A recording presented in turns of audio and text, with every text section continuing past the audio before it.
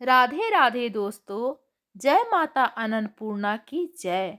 दोस्तों, हमारे चैनल में आप सभी का स्वागत है। आप सभी जानते हैं कि 2025 में 4 दिसंबर को माता अन्नपूर्णा जयंती बहुत ही धूमधाम से मनाई जाती है। सभी महिलाएं अपने घर में माता अन्नपूर्णा की पूजा करती हैं, अपने रसोई घर को साफ सुथरा करती हैं और बहुत ही विधिवत तरीके से पूजा पाठ करती हैं। तो चलिए उसी के शुभ अवसर पर हम माता अन्नपूर्णा देवी की कथा सुनते हैं। फ्रेंड्स, एक समय की बात है। काशी निवासी धनंजय की पत्नी का नाम सुलक्षणा था। उसे अन्य सब सुख प्राप्त थे, केवल निर्धनता ही उसके दुख का एकमात्र कारण थी। यह दुख उसे हर समय सताता रहता था। एक दिन सुलक्षणा पति से बोली, स्वामी, आप कुछ उपाय करो तो काम चले। इस प्रकार कब तक काम चलेगा? सुलक्षणा की बात धनंजय के मन में बैठ गई और वह उसी दिन विश्वनाथ शंकर जी को प्रसन्न करने के लिए बैठ गया और कहने लगा, हे देवाधिदेव विश्वेश्वर, मुझे पूजा पाठ कुछ आता नहीं है, केवल आपके भरोसे बैठा हूँ। इतनी विनती करके वह 2-3 दिन भूखा प्यासा बैठा रहा। यह देखकर भगवान शंकर ने उसके कान में अन्नपूर्णा, अन्नपूर्णा, अन्नपूर्णा इस प्रकार 3 बार कहा। यह कौन है? क्या कह गया? इसी सोच में धनंजय पड़ गया कि मंदिर से आते ब्राह्मणों को देखकर पूछने लगा, पंडित जी, अन्नपूर्णा कौन है? ब्राह्मण ने कहा, तू अन्न छोड़ बैठा है, सो तुझे अन्न की ही बात सूझती है। जा घर जाकर अन्न ग्रहण कर। धनंजय घर गया, स्त्री से सारी बात कही। वह बोली, नाथ, चिंता मत करो, स्वयं शंकर जी ने यह मंत्र दिया है, वे स्वयं ही खुलासा करेंगे। आप फिर जाकर उनकी आराधना करो। धनंजय फिर जैसा का तैसा पूजा में बैठ गया। रात्रि में शंकर जी ने आज्ञा दी और कहा, तो पूर्व दिशा में जा, वहां अन्नपूर्णा देवी का नाम जपता जा। वह अन्नपूर्णा का नाम जपता जाता और रास्ते में फल खाता, झरनों का पानी पीता जाता। इस प्रकार कितने ही दिनों तक चलता गया। वहां उसे चांदी सी चमकती वन की शोभा देखने में आई। सुंदर सरोवर देखने में या उसके किनारे कितनी भी अप्सराएं झुंड बनाए बैठी थी। एक कथा सुनती और सब मिलकर माँ अन्नपूर्णा इस प्रकार बार बार कहती थी। यह अघन मार्गशीर्ष मास की उजेली रात्रि थी और आज से ही व्रत का आरंभ था। जिस शब्द की खोज करने वह निकला था, वह उसे वहां सुनने को मिला। धनंजय ने उनके पास जाकर पूछा, हे देवियों, आप यह क्या करती हो? उन सब ने कहा, हम सब माँ अन्नपूर्णा का व्रत करती हैं। धनंजय ने पूछा, व्रत पूजा करने से क्या होता है? किसी ने किया भी है? इसे कब किया जाए? कैसा व्रत है और कैसी विधि है? मुझसे भी विस्तार से बतलाओ। वे कहने लगी, इस व्रत को सब कोई कर सकते हैं। 21 दिन तक के लिए 17 गांठ का सूत लेना चाहिए। 17 दिन यदि न बने तो एक दिन उपवास करें। यह भी न बने तो केवल कथा सुनकर प्रसाद ले। निराहार रहकर कथा कहें। कथा सुनने वाला कोई न मिले तो पीपल के पत्तों को रख सुपारी या घृत कुमारी गुवार पाठ वृक्ष को सामने कर दीपक को साक्षी कर सूर्य गाय तुलसी या महादेव को बिना कथा सुनाए मुख में दाना न डालें। यदि भूल से कुछ पड़ जाए तो 1 दिवस फिर उपवास करें। व्रत के दिन क्रोध न करें और झूठ ना बोलें।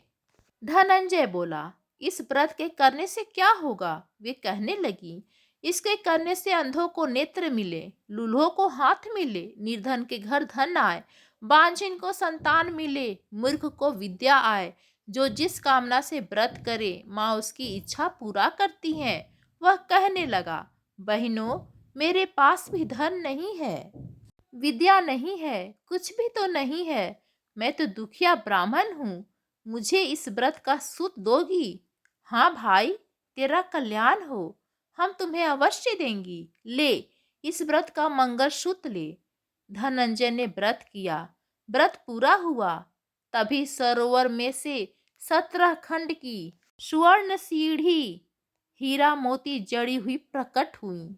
धनंजय जय अन्नपूर्णा, अन्नपूर्णा कहता जाता था। इस प्रकार कितनी ही सीढ़ियां उतर गया तो क्या देखता है कि करोड़ों सूर्य से प्रकाशमान अन्नपूर्णा का मंदिर है। उसके सामने स्वर्ण सिंहासन पर माता अन्नपूर्णा विराजमान है। सामने बिछा हेतु शंकर भगवान खड़े हैं। देवांगनाएं चंवर डुलाती हैं। कितनी ही हथियारे बांधे पहरा देती हैं। धनंजय दौड़कर जगदम्बा के चरणों में गिर गया। देवी उसके मन का क्लेश जान गईं। धनंजय कहने लगा, माता, आप तो अंतर्यामिनी हो, आपको अपनी दशा क्या बताऊं। माता बोली, मेरा व्रत किया है, जा, संसार तेरा सत्कार करेगा। माता ने धनंजय को जीवा पर बीज मंत्र लिख दिया। अब तो उसके रोम रोम में विद्या प्रकट हो गई। इतने में क्या देखता है कि वह काशी विश्वनाथ के मंदिर में खड़ा है। माँ का वरदान ले धनंजय घर आया। सुलक्षणा से सब बात कही। माता जी की कृपा से उसके घर में संपत्ति उमड़ने लगी। छोटा सा घर बहुत बड़ा गिना जाने लगा। जैसे शहद के छत्ते में मक्खियां जमा होती हैं, उसी प्रकार अनेक सगे संबंधी आकर उसकी बड़ाई करने लगे। कहने लगे, इतना धन और इतना बड़ा घर, सुंदर संतान, नहीं तो इस कमाई का कौन भोग करेगा। सुलक्षणा से संतान नहीं है, इससे तुम दूसरा विवाह करो। अनिच्छा होते हुए भी धनंजय को दूसरा विवाह करना पड़ा और सती सुलक्षणा को शौच का दुख उठाना पड़ा। इस प्रकार दिन बीतते गए। फिर अघन मास आया। नए बंधन से बंधे पति से सुलक्षणा ने कहलाया कि हम व्रत के प्रभाव से सुखी हुए हैं, इस कारण यह व्रत छोड़ना नहीं चाहिए। यह माता जी का प्रताप है जो हम इतने संपन्न और सुखी हैं। सुलक्षणा की बात सुन धनंजय उसके यहाँ आया और व्रत में बैठ गया। नई बहू को इस व्रत की खबर नहीं थी। वह धनंजय के आने की राह देख रही थी। दिन बीतते गए और व्रत पूर्ण होने में 3 दिवस बाकी थे कि नई बहू को खबर पड़ी। उसके मन में ईर्ष्या की ज्वाला दहकने लगी थी। सुलक्षणा के घर आ पहुंची और वहां उसने भगदड़ मचा दी। वह धनंजय को अपने साथ ले गई।